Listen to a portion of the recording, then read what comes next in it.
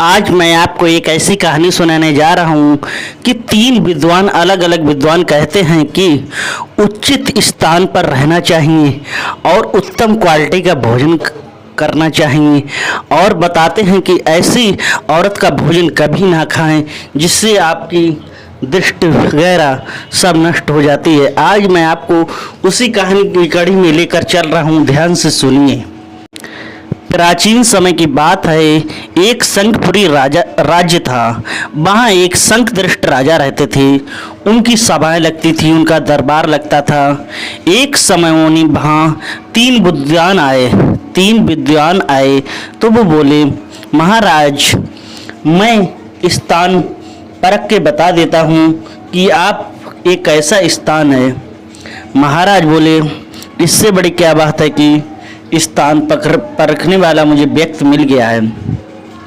फिर राजा ने शंखदृष्ट ने उसे अपने यहाँ नौकरी दे दी। थोड़े दिन बाद एक और विद्वान आए, बोले, महाराज मैं अन्न परख के बता देता हूँ कि अन्न कैसा अन्न है। उन्हें भी दरबार में नौकरी मिल गई। ऐसे ही चलता रहा, सभाएं लगती रहीं। दोबारा फिर से एक लोग आए, विद्वान बोले, महाराज मैं भोजन चाख के बता दूंगा कि भोजन किसके हाथों बना हुआ है, कैसे व्यक्ति ने बताया है। ऐसे ही तीनों लोग लग गए और होशियार थे, विद्वान थे, क्यों नहीं लगते। महाराजा के दरबार में जो भी आता था कोई खाली नहीं जाता था, किसी ना किसी को नौकरी मिल ही जाती है। दोस्तों ये कहानी लास्ट तक सुने, आपको तभी समझ में आएगा। अगर आपने अभी तक मेरा चैनल सब्सक्राइब नहीं किया तो सब्सक्राइब कर लें, बेल आइकन जरूर प्रेस कर लें। दोस्तों राजा ने कहा, आज चलो घूमने चलेंगे।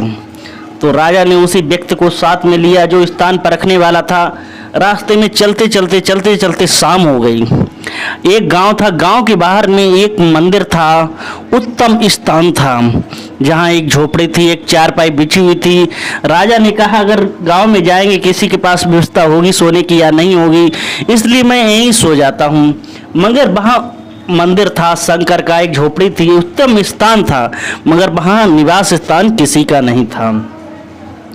दोनों लोग अपनी अपनी चारपाई पर सो गए, स्थान पर रखने वाला व्यक्ति और राजा। अर्ध रात्रि का समय होता है, तभी राजा के एक स्वप्न होता है, उत्तेजित स्वप्न होता है कि मतलब जो राज्य माता है, राजा की माता है, उनकी राजा अपने हाथों से गर्दन काट देता है, ऐसा स्वप्न होता है।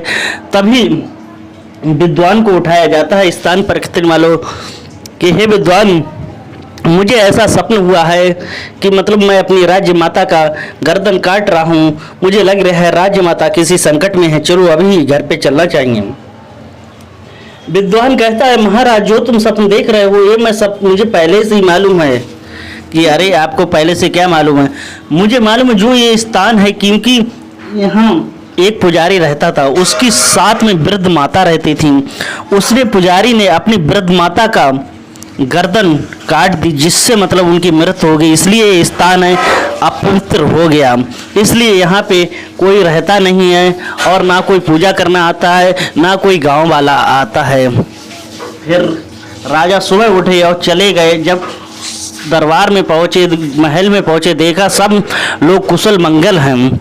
जब सभा लगाई और उन्होंने स्थान परखने वाले व्यक्ति को बताया कि सभी लोगों के सामने कहा, सेनापति सब लोगों के सामने राजा ने कहा कि जब मैं वहाँ रुका था तो मुझे ऐसा सपना हुआ। तो स्थान परखने वाले ने पहले से बता दिया कि मुझे सब कुछ पहले से मालूम है। तब स्थान परखने वाले व्यक्ति से पूछा कि आपको कैसे पता है? तब उस व्यक्ति ने कहा, स्थान परखने वाले, हे महाराज, जब मैं उस स्थान पर पहुंचा तो मेरे मन में मतलब आक्रोशित होने लगा, मतलब स्थान अपना वो असर दिखाने लगा कि मेरे मन में गहर ख्याल आ गया, मार लड़ाई की भावना उत्पन्न होने लगी, मतलब गर्दन काटे जा रहे हैं इधर। इसलिए मुझे लगा, इसीलिए क्योंकि आपको बता रहे हैं कि आप जिस स्थान पे जाओगे, अगर मान लीजिए आप गंगा जी पे जाओगे नहाने के लिए, वहाँ आपके मन में अच्छे विचार आएंगे। अगर आप कहीं शराब के ठेके पे जाओगे तो आपको शराब वाली सब बातें ध्यान आएंगी। अगर आप भक्ति में जाओगे, भगवान के मंदिर पे जाओगे तो आपको भक्ति वाली बातें आएंगी। अगर आप चोर लुटेरों के पास जाओगे तो आपके मन में लुटेरों वाली बातें आएंगी। इसीलिए जिस स्थान पे आप रहोगे वही स्थान मतलब आपके लिए उत्तम हो जाएगा, वैसा ही प्रभावित होने लगोगे आप। तो राजा उससे बहुत खुश हुआ, उसे शाबाशी दी और राजा ने उसे विद्वान को हमेशा हमेशा के लिए अपने यहाँ नौकरी रख ली। दोस्तों, एक जो व्यापारी था जिससे राजा हजारों कुंटल गेहूं खरीदा करते थे कि तो वो गेहूं बेचने आया व्यापारी। तो गेहूं इतने सुंदर थे, जब हाथ में लिए जैसे सोने के समान चमक रहे थे। तो उन्होंने कहा मैं इस बार गेहूं महंगा बेचूंगा। तो राजा ने भाई जो अन्न परखने वाला व्यक्ति था उससे कहा ये गेहूं देख लो। तो उन्होंने कहा गेहूं देखे, जैसे ही हाथ में लिए तो महाराज ये गेहूं तो सोने के समान चमक रहे हैं, मगर ये गेहूं मैं नहीं लूंगा। क्यों नहीं लोगे? क्योंकि ये गेहूं है जो चोर के द्वारा पैदा किया गए हैं। गेहूं ये चोर के द्वारा कैसे पैदा किए हैं बताओ आप। तो किसान को बुलाया गया, किसान से कहा गया कि ये चोर के द्वारा जो पैदा किए गए हैं गेहूं। किसान बोला कि महाराज मेरे हजारों बीघा जमीन है, हजारों एकड़, में कैसे चोर के साथ चोरी के करने नहीं है। तो उसने कहा, विद्वान की तरफ राजा ने देखा, सही सही बताओ। तो राजा ने कहा मैं सही कहता हूँ। विद्वान बोले मैं सही कहता हूँ। तभी किसान ने कहा मैंने जिससे किसान से खरीदे, जिसने पैदा किए थे गेहूं, उसे बुलाया गया। तो हाँ महाराज ये सही बात है, आपका विद्वान सही कह रहा है कि ये गेहूं एक चोर के ही द्वारा पैदा किया गए। एक राजा के यहाँ एक चोर रहता था, जो चोर पकड़ा गया था, जेल से भाग आया और उसने अपना भेष बदलकर मेरे यहाँ रहने लगा। बोला मुझे केवल आप खाना खिला देना और मैं आपका सारा काम करूँगा। तो वो ही मतलब उसी चोर ने ये गेहूं इस बार पैदा किया है। तो राजा बहुत खुश हुए, शाबाशी दी। राजा ने कहा आपको कैसे पता लगा? कि जैसे ही महाराज मैंने अपने हाथों में लिया, सोने के समान गेहूं चमक रहे थे, मगर मेरे मन में ख्याल आया कि मतलब जो आपका सोने का महल के ऊपर कलश है कि अगर मैं इस कलश को उतार लूँगा तो मैं ज़िंदगी भर बैठ के खाऊंगा। तो मेरे जैसे दिमाग में चलने लगा, तैसे ही मुझे अंदाज़ा हो गया कि ये गेहूं किसी चोर ने पैदा किया है। वैसे ही मेरी भावना जागृत हो गई हैं। तो आपको बताते चले कि जैसा खाओगे अन्न वैसा हो गई बुद्धि, विवेक। आप अगर चोरी का अन्न खाओगे तो चोरी जैसी बुद्धि होगी।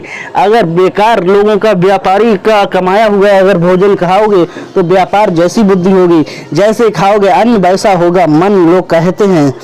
दोस्तों ऐसे ही चलता रहा, शाबाशी हमेशा के लिए नौकरी दे दी।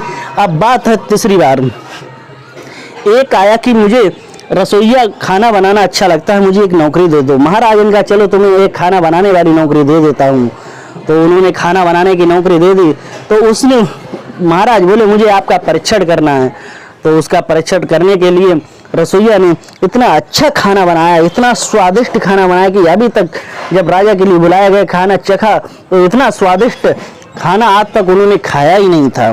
फिर जो खाना चखने वाला रसोईया वाला था उसे बुलाया कि खाना चख के बताओ इसे देखते कैसा है। तब उसने खाना चखा।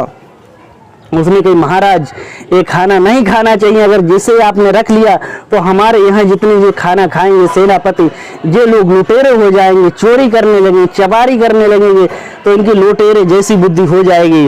बोले कैसे? क्योंकि मुझे ये लग रहा है कि ये मतलब सातिर चोर है, जो आपके ही नौकरी करके बहुत धन कमाना चाह रहा, हथियाना चाह रहा है।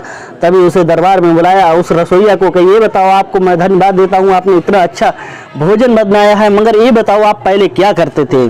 तब उससे पूछा, बोला मैं एक डकैत था और मैं एक राजा के यहाँ दोबारा चोरी करने के लिए आपके भी यहाँ चोरी करने के मकसद में आया था कि मैं खाना बनाऊंगा, मेरी जान पहचान हो जाएगी, फिर मैं एक बड़ा हाथ आपके यहाँ मारूंगा, यही सत्य है।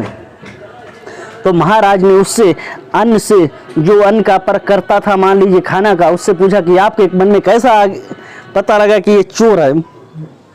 तो विद्वान बोला महाराज जैसे ही मैंने खाना एक चखना चाहा तो तुरंत मेरी नज़र आपके इस हार पे गई।